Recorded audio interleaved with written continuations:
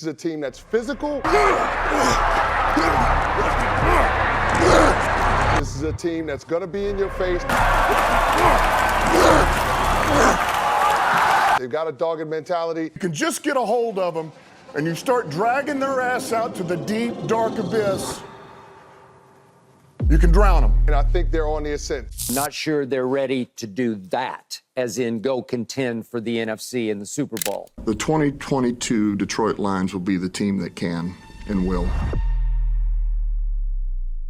The Detroit Lions have turned into one of the most dominant franchises in the last 2 seasons, with fans falling in love with Dan Campbell's approach to coaching, the guys in the locker room, and now in 2023, they find themselves in major contention for the Super Bowl. But how did Detroit go from one of the worst teams in the league to a serious contender? What has Dan Campbell and GM Brad Holmes built in Detroit? And how genuine of a threat is this team? To answer these questions though, we have to go back to the last time the Detroit Lions had won a playoff game. This team hasn't won a playoff game since 1991, when they headed into the postseason as a 12-4 team and smashed the Cowboys 38-6 in the divisional round. On that day, Eric Kramer, Lions legend Barry Sanders, and a young wide receiver corps, including Willie Green and rookie Herman Moore, dismantled Troy Aikman and the Dallas Cowboys. Many believe that might have been the start of a run of contention for Detroit, but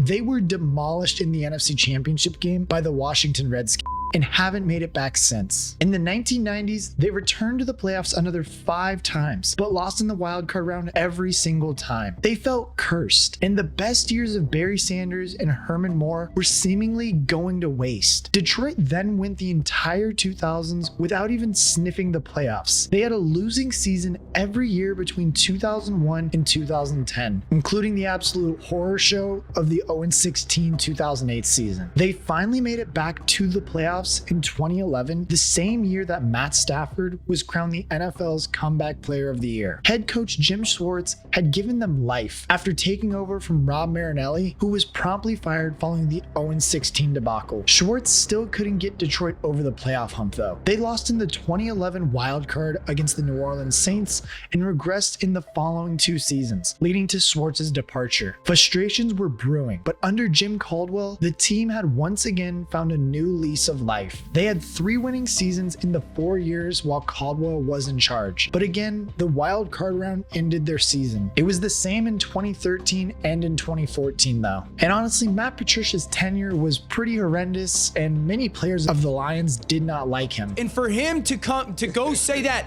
after being 10-25, to say that, to go, well, you know what, before I got here, it was bad. Wasn't me. Here's the thing, coach. No, it wasn't. Aggravating his players in open training sessions and losing the locker room from the word go. I mean, this dude literally never got close to the playoffs and he was fired by his 3rd year with this team and quickly scurried back to New England to go get another job with Bill Belichick. That brings us to Dan Campbell. Over 30 years without a playoff win, Detroit needed to try something drastic. Campbell had played for Detroit as a tight end and was in the building for that 0-16 season. He knew the struggle of the organization, he felt it, and Detroit felt he was the right man to drag the team out of a hole. And make no mistake, Dan Campbell by any means is not the most qualified person for this job, but he gets it done. He had gone into coaching upon retiring from the game, taking a job as a coaching intern in Miami with the Dolphins. Campbell spent 5 years in Miami. He was in charge for 12 games, managed a 5-7 record, and moved on at the end of the season to an assistant head coaching role in New Orleans under Sean Payton. His qualities beyond the X's and O's translate best in the locker room. I mean, it was so evident during Hard Knocks, Campbell was getting these guys to fight for each other, and in return, they would fight for him. He's an emotional character who's not afraid to let his true feelings show, and his authenticity is a major reason for the success he's been able to have since taking over in Detroit. We'll play anywhere. We'll play on grass.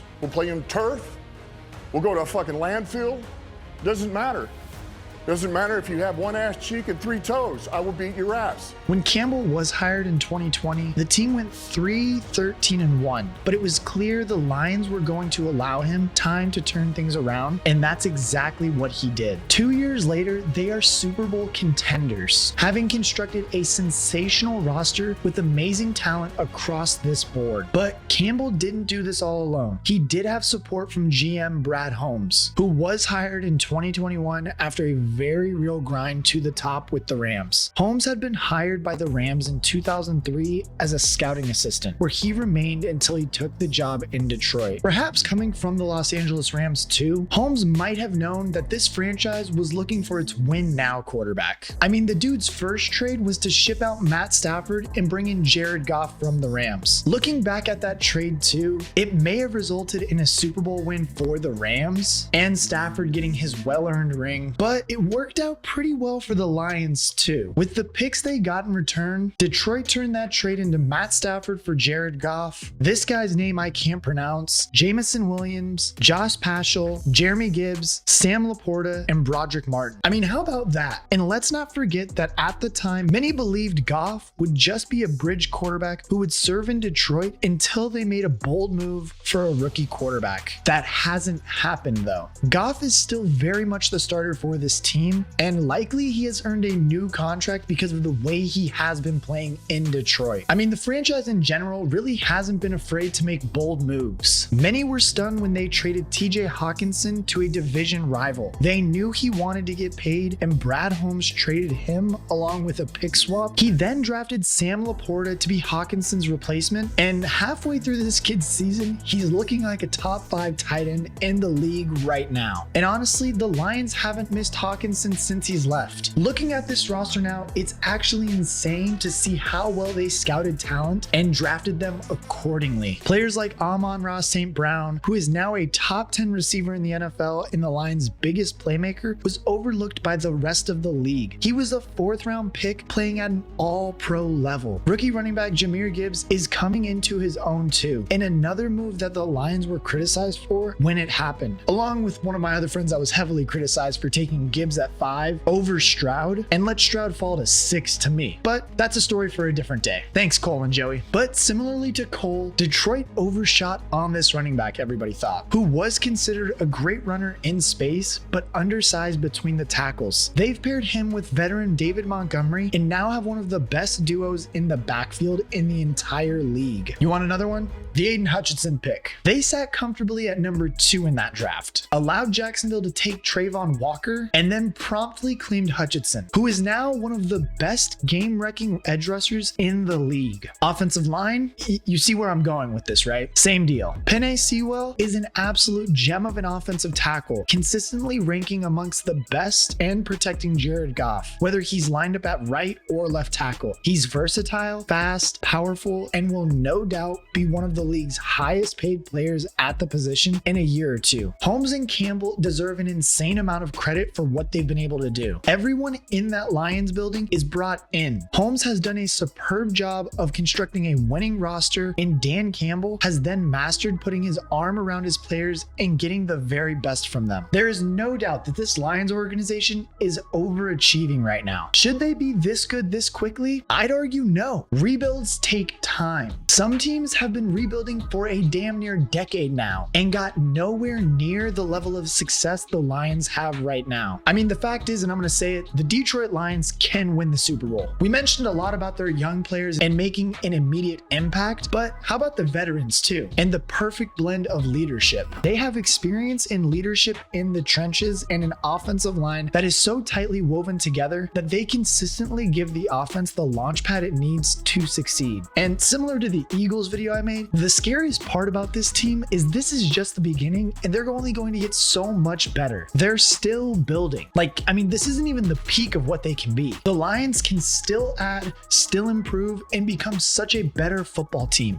For example, let's take a look at the defensive side of the ball. We already mentioned Aiden Hutchinson and how he is already a star. He's the biggest star they have on that side of the ball, and arguably, he's the only star on the defense. Younger talent like Jack Campbell and Brian Branch look set to develop into key roles in the future, while the likes of Alex Anzalone have assumed veteran roles. They still have room to add add several more very high-level difference makers. I mean, imagine if the Lions got another veteran edge rusher opposite of Aiden Hutchinson. Or I mean, think about it, even if they got another defensive back in his prime, like when they had Darius Slay, locking down #1 wide receivers. Detroit just doesn't have that yet. They often have to win shootouts because the defense isn't yet where they want it to be, but they're still winning. I mean, that's honestly just terrifying, and the rest of the NFC should watch out for them. And you can guarantee this, nobody's going to want to play Detroit during the home stretch of the season or the playoffs. They look set to win the division, and hell, they may even mess around and they might clinch the #1 seed in the NFC and get home field advantage. And that can only set up a game between San Francisco or Philadelphia, and you're not going to want to miss that. I mean, imagine if they win that game. You can bet your ass that they're going to be in the Super Bowl at that point then. I mean, that would just be a remarkable story, completing one of the fastest turnarounds the NFL has ever seen before. Dan Campbell and Brad Holmes, 2 seasons removed from a 3-13 record and trading away the franchise quarterback for a castaway and a haul of picks. It's hard to fathom just how difficult that is to do, and just how impressive it is that they might have crushed home runs on so many draft picks since taking over the team. These guys are all in, putting heart and soul into building a Detroit dynasty.